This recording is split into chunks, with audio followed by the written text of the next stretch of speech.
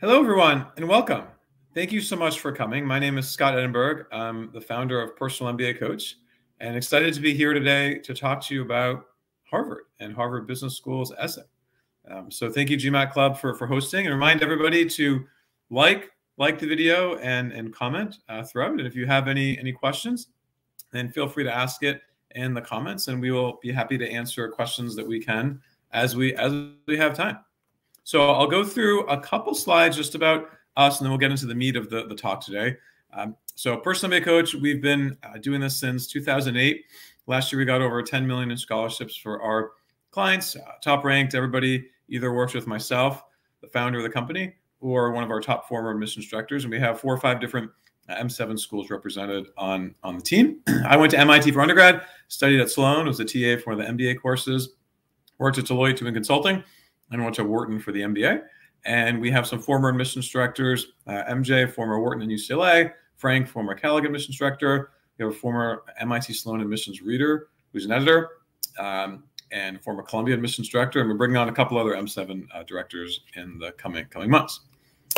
So we do a lot of things from early planning, figuring out how to improve the profile, interview prep with former M7 interviewers, and some leading editors from Harvard, Yale, Columbia. And we also have really good tutoring. So some of the best tutoring in the industry, pretty strong in-house software there. So anyway, more on that later. That was a very brief one just because we really want to spend the time today to talk about essays. So what essays? How do you write essays? First, you have to brainstorm, right? Don't overthink this part though. Don't brainstorm forever. Sometimes people brainstorm for weeks and months, and all of a sudden, it's due in 2 weeks and I don't have anything.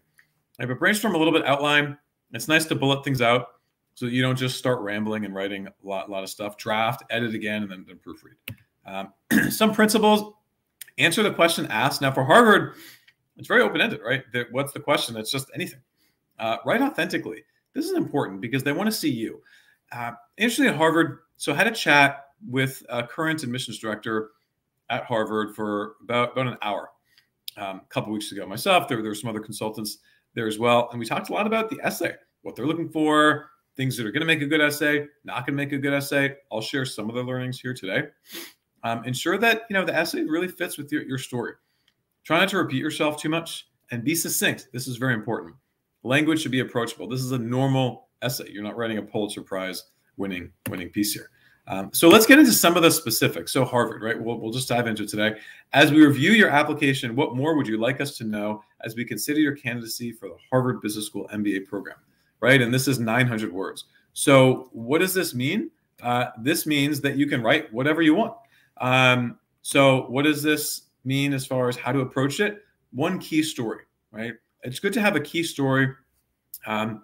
If you want to have this key story, then you can sort of talk through everything, what you've done. And we'll go over some examples in a minute. And maybe this should be thematically, right? You should have one theme. The idea is not to say, let's tell me everything about, or let's tell the admissions director everything about you from birth until, why Harvard and all the classes that you want to take, right? This is a snapshot. What more would you like us to know? They see the resume. They see the recommendation letters. They see test scores, right? So they know a little bit about you. So what are potential topics? Maybe it's an experience that shaped you. Maybe it's some kind of interest or passion. Could be about a value, right? There's a value that's really important to you, and you want to write a whole essay about that value. That's okay.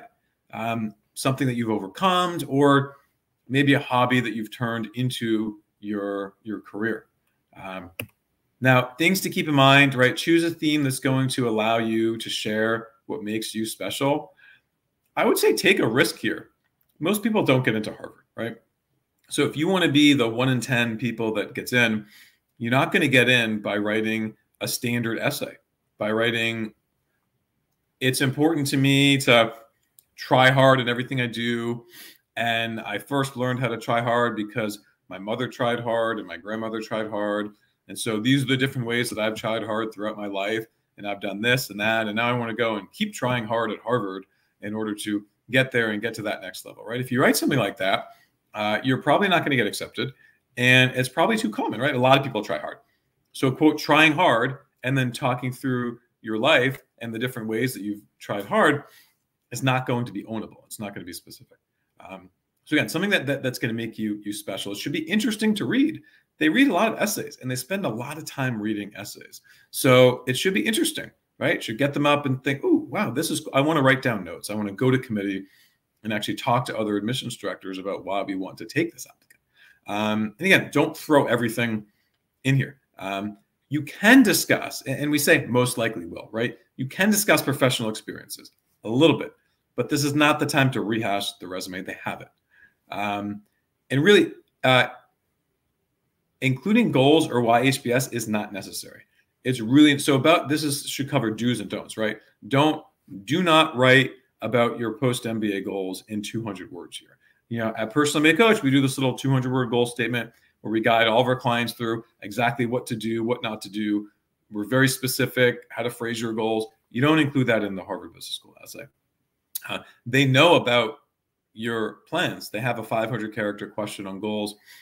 If they wanted you to write more on goals, they'd make that question longer, right? So this is not the time to write your whole goals statement or goals essay within the Harvard essay. Now, if it makes sense and when relevant, you certainly could do it. It's not a 100% rule. It's like a 95% rule. Writing why HBS or the things that you want to do at HBS is really just a waste of time. Frankly, don't do it. If you have written stuff about Harvard already in your essay, you should probably remove it at this stage. And, you know, we can cover more on that later, but essentially they don't want to know that, right? They know about the school, and so they want to know more about you. So let's talk a little bit about story, how to develop a story, and then we'll get into the essays themselves, and we'll go into some examples of the essays. So what is your story? First of all, there's been considerable research, right, into the power of a story.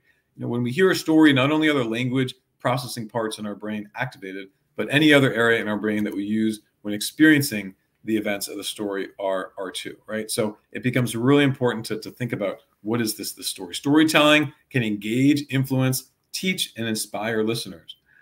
You might want to use numbers. It seems weird in an essay to use numbers, but if you first, I did it, then second, then finally, okay, as the reader's reading through, maybe they're able to sort of follow things a little bit better. You know, the more speaker conveys information in story form, the closer the listener's experience and understanding will be to what the speaker actually intended. So what that means is if I'm going to tell you a story and it's really in the form of a story, you're going to be able to follow along and you can see what's happening, what's the beginning, what's the middle, what's the end, and that's where you're going to be able to help to set you apart, right? So again, admissions committee members turn down countless applicants with, you know, high scores, high GPA, great professional experience. And so the story is really what's going to set you apart. So you could have like a one word or one sentence story. Sometimes we work with applicants and we say, hey, tell me one word that describes you. And they sit there thinking, I have no idea. Maybe one sentence, maybe even 3 sentences, right? These are different approaches. And actually, you know, credit Berkeley Haas, a great career services group that did a session with some consultants, forget how long ago, a few years ago, where we went into that. We did a lot of different examples. And forcing someone to talk about themselves in 1 or 2 sentences is actually really powerful because key messages come about, right? Or you could have a theme-based story, as we mentioned before. So for theme-based, ask yourself some of these questions. What's unique about your background? Where were you raised? What beliefs did your family share? Is there anything that's, you know, significant about your personal experience? Maybe about your family history, hobbies, values. What are your goals? This is not professional goals, again, because we said don't write about professional goals, life goals, right? Why are you here? What do you want to do going forward? Not the job that you want to get, but outside of the job. And, you know, do you have a common or maybe distinctive professional background? And then you could identify a theme that weaves everything together. So I'll go over some examples of past themes, and then we'll get into the Harvard essay. So, you know, hobbies can be a good place to start, right? For some candidates, an early hobby might set the stage for their professional or extracurricular path. So if your life was designed around piano because of something that happened, maybe you were quiet growing up, and piano really gave you the opportunity to step outside your comfort zone and perform in a way that didn't force you to talk. And by the way, I'm literally making this up as I talk live, and I like to do that because then it feels authentic. So piano allowed you to talk without talking because you're just playing music. And that showed you how to perform and gave you self-confidence to express yourself in front of others And you grew from not talking to playing piano to then being able to communicate in different group settings. And along the way, you learned X, Y, Z, and you learned the power and the importance of communication. And maybe along the way, I'm going to have some examples of things that I've done in my life, maybe from an extracurricular leadership standpoint. It could be piano, it could be outside of piano. All of a sudden now you're picturing somebody, right? Who is this person? And you all have somebody in your mind. Now this person, this young kid who's playing the piano and what they're doing, that's the idea of this, right? That's the idea of the story, is to have something powerful, to have the school see you, see how you've grown, how you've developed. Then you have to have something going forward in the future. Okay, well, now what am I doing around communication? Am I trying to be a better communicator? Am I trying to teach other people how to communicate things? Is my goal to, develop my own skills? Is my goal to develop other skills in communication, right? So there's some kind of ending point. But it all started with a piano. Maybe a volunteer or extracurricular experience could lead to a unique personal story, right? These people are building a house. Why are we building houses for other people? Is there something about you and your background that led you to do this? Or maybe here, maybe at work, I'm a trader. Let's say I trade stocks for a living. That's what I do. Or I'm an engineer. Say I'm an engineer. And I don't get to lead many people. But outside of the office is what I do. I'm standing on top of this house, and I'm leading how many? 1, 2, 3, 4, 5, 6, I don't know, 12, 13 people. I'm leading these people. Now, through this building of a house, okay, I'm giving housing to people that need housing, but it's more than that. It's relationship development. It's leading people. It's developing plans to create trust among other people, maybe leading without authority, right? There are a lot of different themes that could come from this, right? And this all comes from just building a house as an extracurricular. So you might want to think deep a little bit about some of your extracurriculars. Maybe a story around professional pursuits and how they are motivating you, maybe something about a unique personal background, family, heritage, or maybe a loss or challenge, right? Now, if you have a challenge, if you have a tough situation, we're going to look at an essay where someone did have a tough situation. Using that experience as the core of your story could be good if it helps to define what it is that you've done. Now, what you don't want to do is have a sob story. That doesn't get you into school. People have a lot of different experiences, some positive, some negative, some really negative. Doesn't matter, right? Going through something that's really bad doesn't mean that Harvard's going to take you, right? You could go through something that's just medium bad, but then have a lot of learning from that, have a lot of growth in how you're developing others and, helping them to expand, right? And that's the kind of thing that Harvard wants here.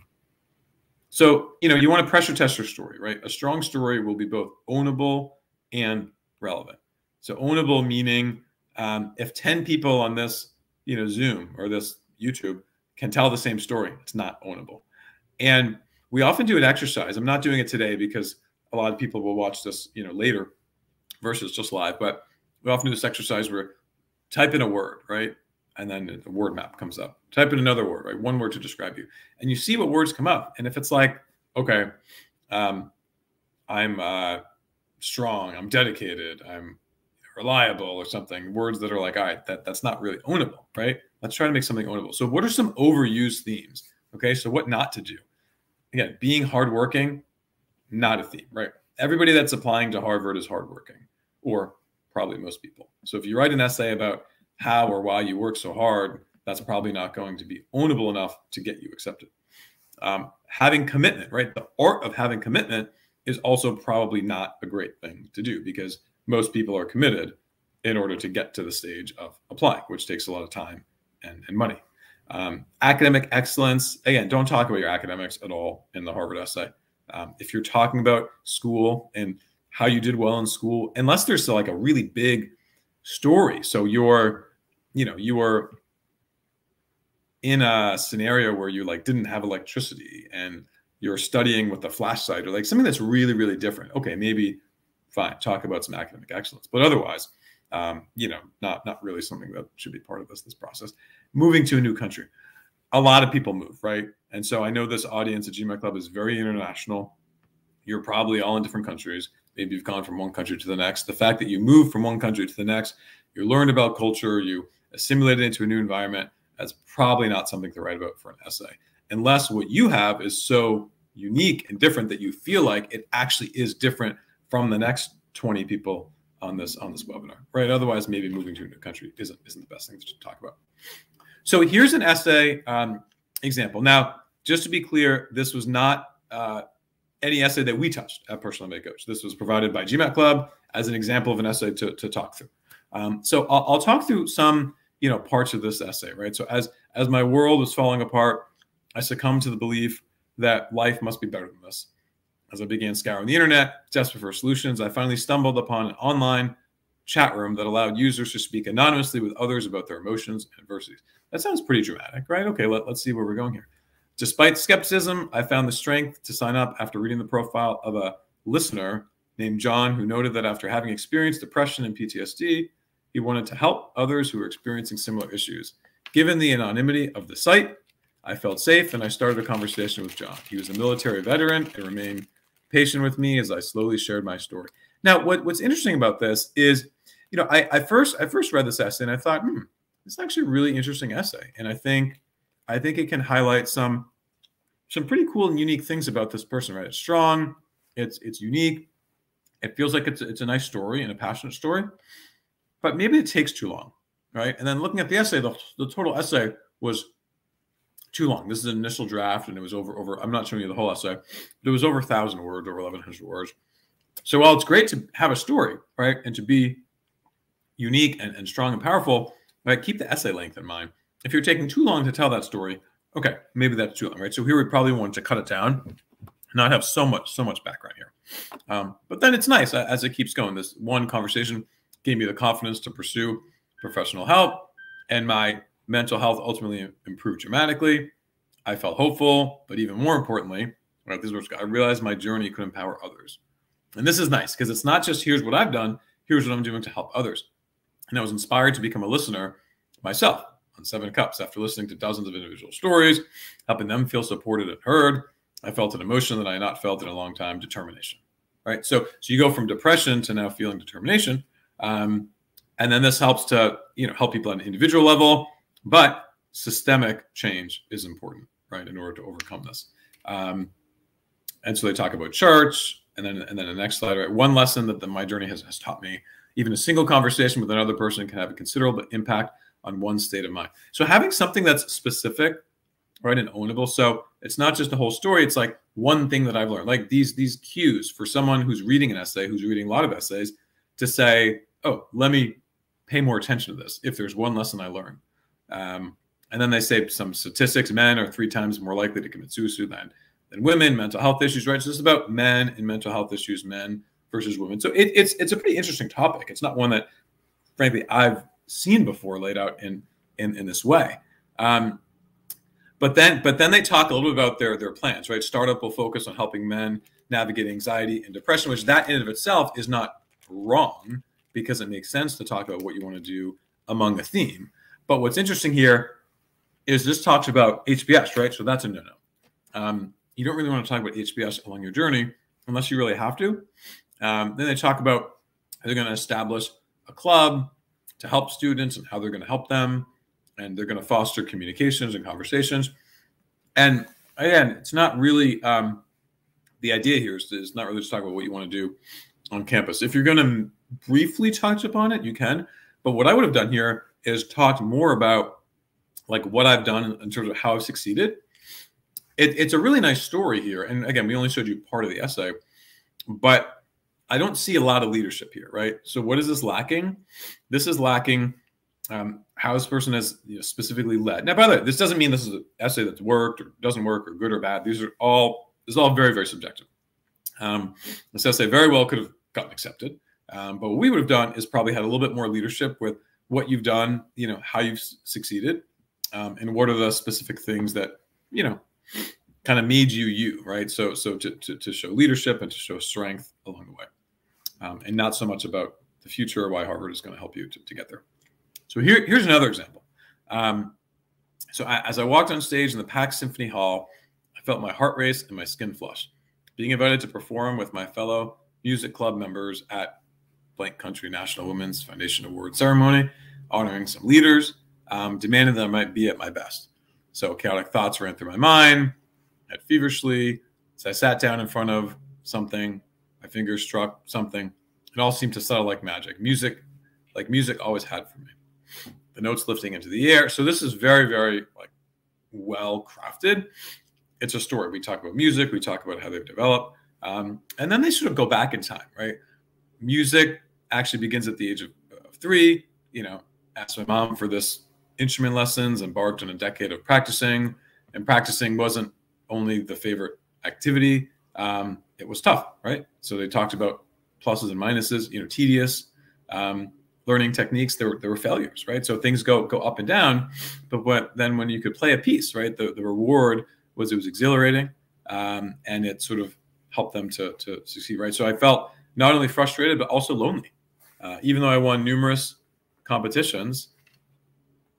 Okay, some negative things, and then my high school lacked clubs, and at the time, so in freshman year, I decided to start a music club, right, to try to get other people involved in this, so I wasn't so lonely. It wasn't just me doing this. And so we performed at festivals, and I recruited these people, et cetera, et cetera. And what was nice here is they sort of went into a bit about like meeting people and helping understand others and how to be a leader, right? So we get into some of that, like this last sentence, not only music but also how to be a leader, to communicate in new ways, inspire others to be energized by new challenges. So it's not just here's what I've done, and this is the negative thing that I've done or some sort of tough thing that I've accomplished, but also how I'm leading, right? And collaborating with other musicians inspired me in college to teach myself music composition and join performing clubs, learning in the meantime a great deal about different cultures and types of music and opening myself to different sounds. And they gave some examples of different sounds that they've opened themselves up to. And then something about more recently, right? Wider audiences, facing these challenges and these cities, and we removed some of the stuff. But they talked about a song that they wrote with their friend, and music is a chance to bring people together, empathy and trust. And then after 20 years, okay, I realized it connects to other aspects of my life. Then they talk about work. Now, again, most of this is not a professional essay because they have that in the resume, but it's okay in some instances to talk about it. So as a X title, I recognize the problems of structure and transfer schedules. The details don't matter here, but the point is, what did they do around this, right? Redesign a process, eliminate inefficiencies, and delays, and they really connect it to music. The empathy and teamwork I learned through music have translated into ability to work with others to identify problems and solve them, right? For different people in different structures. And so just like seeing the notes, right, allows me to see what's wrong in the system. So it's really that ability to say, here's what I've done. Let me tell you the story. I'm going to talk to you a little bit about work leadership, but it's not like this is my resume. And I'm going to connect that to what I did previously. And then a bit about music inspires, become inclusive, transformational leader who will improve the world, right? So pausing here for a second. What was nice about this essay was it was, start to finish a little bit more complete. The story was not quite as personal. It wasn't quite as dramatic. And we don't know whether this person had super positive or super negative things that happened to them around music. And frankly, it doesn't matter. All that matters is there was something that happened. There were some learnings along the way. And, through these learnings, right, these are the things that I've developed and what I've done. And then based on what I've done, here's what I've done to help others. And we don't have any like, at Harvard, I want to do this. By the way, this is an essay from someone that was successful getting in. And got a bunch of scholarships for other schools too. But it was really a personal story, so personal narrative. I'm going to pause here for a second, and before I go on to, and we talked about extracurriculars and stuff. So let me actually go to some questions because I know there are a lot of questions. And make sure to like and comment the video throughout this. So if there's anything specific that you want to hear that you liked, make sure to like and comment it. So now let's go on to some questions because I know there were a bunch of questions. Okay, so first question. No, actually, so this is just where people are from, cities. Okay, so is being highly spirited and how that has shaped my life after facing a challenge. Is that an overused theme? Well, that's actually a really good question. I don't know that that's an overused theme, just as you're describing it, right? Because if I'm being highly spirited, and then that's shaping my life after a challenge, I think it depends what the challenge is and what it is that you're doing with that, right? So I would call that as a light theme, and sometimes they're light themes, sometimes they're heavy themes. For instance, someone might be involved in a sport, and they did some XYZ sport for many years, and they're using that as their theme. Is it overused? Well, not in the way that they do it if they talk about what they learned through that sport and how that helped them to go and work with different people in different circumstances better. So if you're being highly spirited and it shaped your life, I need to know what it is that you're doing with your life going forward because of this highly spirited nature and what you're doing to help other people. Are you helping other people to find their spirit? Are you helping other people who are highly spirited, who are not highly spirited? And what have you done around this? Part of this is like, what have you done to help others? How have you been a leader? How do you want to be a leader going forward? What's some of that future path? So I think that definitely can be helpful. But that in and of itself might not be a whole essay. So then there's a question about the optional essay. That's actually good to cover, right? Because every school uses the optional essay a little bit differently. So Harvard does have an optional where you can write something, but it's not really something that we tend to like. It's not something that you really want to use here that much. Now, if can I write an optional essay to highlight several personal issues affecting the GPA? I think it depends what the personal issue is, right? Because they're not really expecting people to write that. Most people don't write something, and take like London Business School has an essay. It's an optional essay. It's an essay. It's formal. Everybody sees it. It's there. It's an optional. You can write it. Maybe half our clients write it. But here, I think if there's something you really need to explain, then let's explain it. But you have to have a so what and okay, now here's what I've done, right? So if you just say this happened to me, therefore, X person was in the hospital for the semester. Okay, that's most schools would be okay hearing that. But now, are you showing your strength in academics in another way, right? Here's actually a good question about reapplicants, which I will cover, because I was just literally before the session helping another client brainstorm their reapplicant approach to a couple schools. So how should someone approach the essay as a reapplicant? Should you change your essay or double down? Well, first of all, let's talk about what Harvard does with reapplicants. They have access to the prior essay and they can see it, but you don't want to assume that the admissions reader will have the two essays side by side, split screen, and see how they compare. They might look at it and then they might put it away and say, okay, here's what I want to evaluate this time around. So it is a little bit complicated here.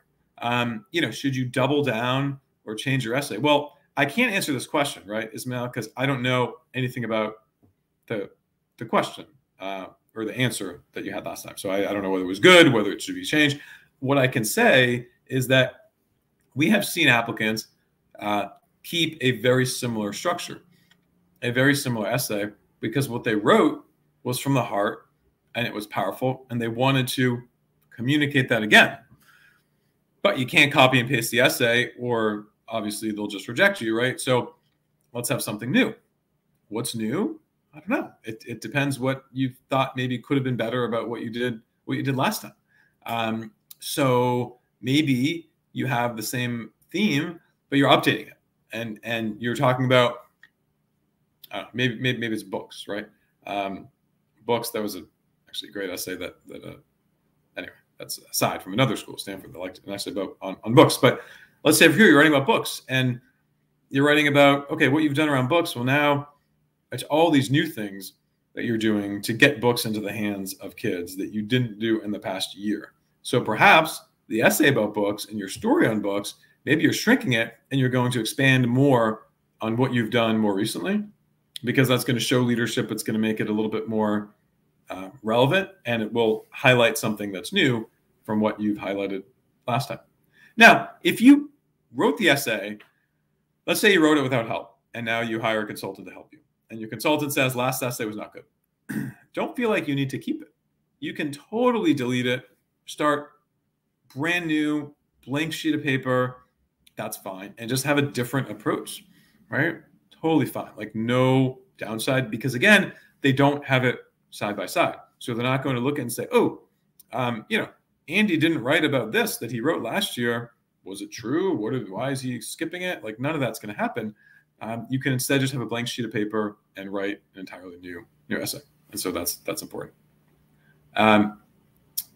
So here's a question. If someone went through a tough time dealing with personal issues and everything else depicting several challenges they face, is it okay if the essay sounds depressing? I would say it's okay, but I would be a little bit hesitant. Why am I hesitant? Because I've sat in meetings with admissions directors from all the schools, including Harvard, literally say they don't want sob stories. The trauma essay is dead. That's not what gets you into school. So that might cause me a little bit of pause, not because it's bad to have a depressing essay, but because that's not specifically what they're looking for. We've seen a variety of different types of stories, and I alluded to this earlier, from like, my house got broken into to like 1,000 times worse than that. And the gravitas of the situation is not correlated with somebody getting in or not. What is correlated is what you're doing with that story. So rather than having the essay be so depressing, maybe talk about more of what you've done with this thing, right? And it's not so much about your personal issues, because your personal issues won't get you into school. What gets you into school is what you've done with these issues, right? And how you've grown and what you've done to help others. And that probably shouldn't be so depressing sounding, if that makes sense. So I would say it's okay if there is some of that, but I'd probably keep it to a minimum just so that you use the real estate very effectively here. This is actually important to highlight. The question about immigration. Could talk about immigration issues be a good example of overcoming challenges, or could backfire due to people's views on policies? So admissions directors, especially at Harvard, but at all schools, get non-bias training. So there's no personal bias on any topic. There won't be a situation where you write about politics, or if you're in the US, I writing about Trump. I like Trump. Maybe I won't get accepted because I like Trump. Nobody cares. Nobody cares your political affiliations, anything. Very welcoming, open schools. So no, don't worry about that.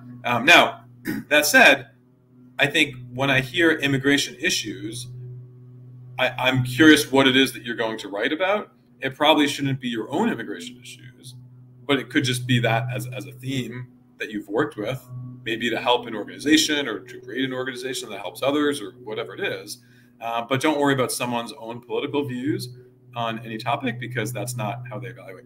They evaluate you as an applicant and what you've done around this theme, whether they agree with it or don't agree with it. And one of my favorite clients years ago, I took the client because the client I knew was like not in agreement with a lot of things that I was personally in agreement with. And it made for a really fun relationship, because we wrote about things that were just like, I personally didn't agree with anything that this applicant wrote, but it was great. It was like really good to see how they argued the issues and how I would have argued it. And it was a nice test. So the reader or the consultant doesn't have to agree with you, and that doesn't matter. Let me just field the questions.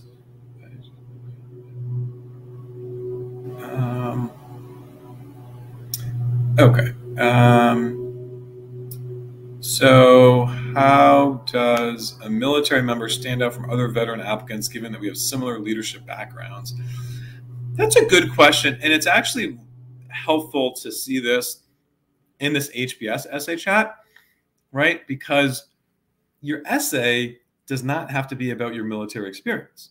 Now, if you think that what you've done in the military is similar to what other people would have done, maybe that's not what you write your essay about, right? Because this doesn't have to be a professional essay. Maybe you write the essay about something personal. You talk about ping pong, or you talk about food. It can be really interesting. The essay could be, we had an example around music. Communication, right? We had an essay for an applicant years ago about communication, and the whole thing was around communication. And there was a little bit of work. So maybe if that's your essay, maybe something of communication, leadership at work, yada, yada. But the whole rest of the essay is around communication, what you do with communication, how you communicate, when you learn to communicate, what your life was like communicating in different ways. And that's the essay. So I think you have to be honest with yourself and say, you know, if your professional experience, whether it's military, whether you're a consultant watching this or an engineer watching this, or you work in finance or banking or whatever, if your experience, honestly, you don't think is that different from many other people applying, then let's not focus on it so much, right? Because that's going to be in the resume anyway.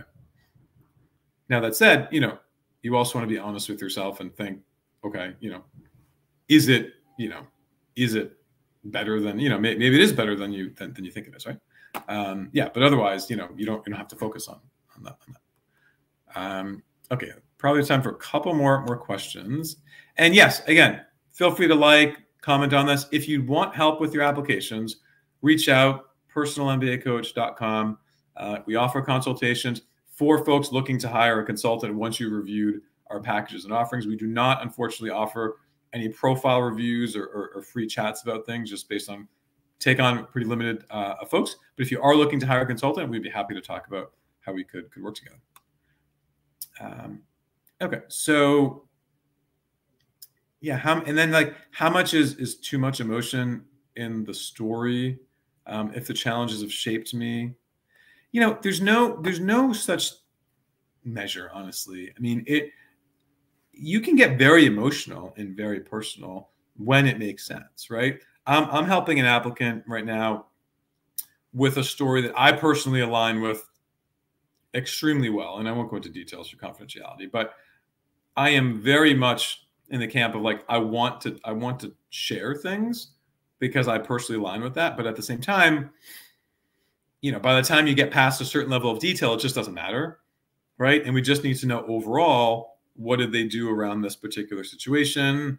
How are they now being developed, and what do they want to do going forward, right? So it's a tough thing to answer live, except to say that it really is situational, and don't worry about having too much emotion if it makes for a very strong essay.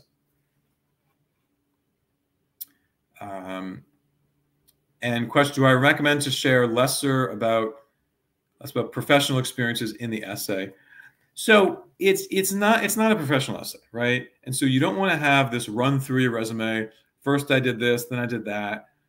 There's no exact number of words that you need to cover for a professional, but it can be 0. I mean, we have people that get in writing nothing about work at all. You literally read the essay and you would not know what they did for work, and they get accepted.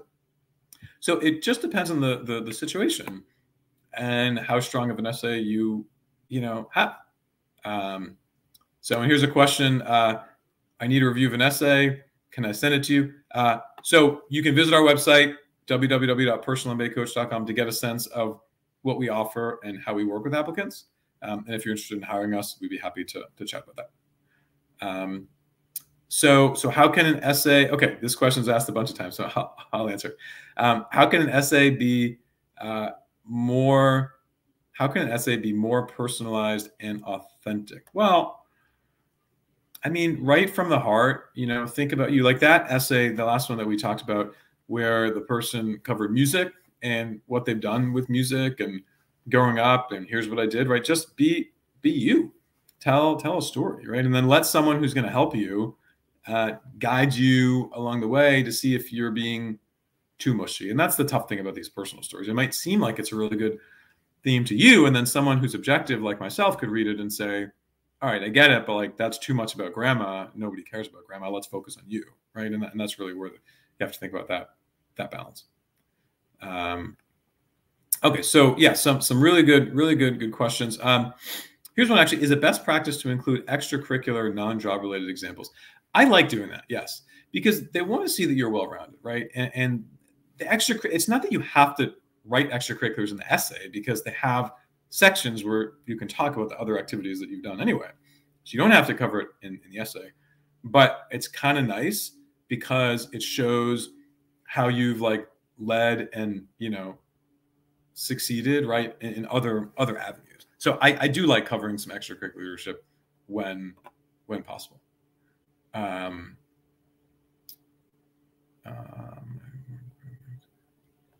Okay, we'll probably go over one more, maybe two more questions. So I'm a female footballer, and that has really pushed my belief in feminism. Navigating this in my country and some organizations I've worked for has been tough. Is that okay to talk about? Absolutely. Years ago, so we had an applicant who wrote about her experience, not, keep it somewhat anonymous. If you're watching, you probably wouldn't care. About not being able to sleep in the same area where other males slept on business trips, let's say. So like sleeping accommodations were different. It's pretty powerful essay. I got to Harvard. Great, one of my great successes, and yeah, I mean, I think it's a great topic. You know, more about the topic is like, again, how have you led? What have you done with this? So just the fact of, you know, it being tough being a female isn't the essay, except why was it tough? What did you do with that? How have you grown? What are you doing maybe with others to sort of help them through their own challenges? Reapplicants, round 1 or round 2, it doesn't matter. If everything is ready, I'd probably say round 1. But I mean, it's, you know, it's end of August, and most likely if you're here, then you know, everything isn't perfect. So yeah, I think it's totally fine to apply in the second round if you'd like.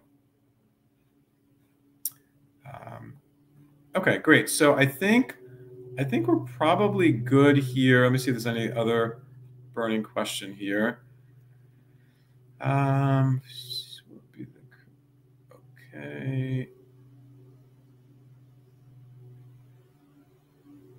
Okay, great. Yeah, so wishing everybody the best of luck. Really appreciate you logging in. Hopefully you learned a little bit here about how to attack Harvard and how to attack the essay. One last thing that I'll say here is remember some stuff about the school, right? If you apply to Harvard, you'll have the post-interview reflection that you have to write. And you don't want to plan for that now, but you'll have to write something after the interview. And so the idea is really not to throw like every single thing at them, except to say, here's something, a snapshot that I want to convey about you. And it's a very detailed school. They'll read everything. So don't write anything that you don't want to defend. The interview is going to be very, very tough, very, very detailed, probably more detailed than most schools. So thank you, everybody. Wishing you all the best of luck on your journey. And I hope you all submit very strong applications to Harvard Business School.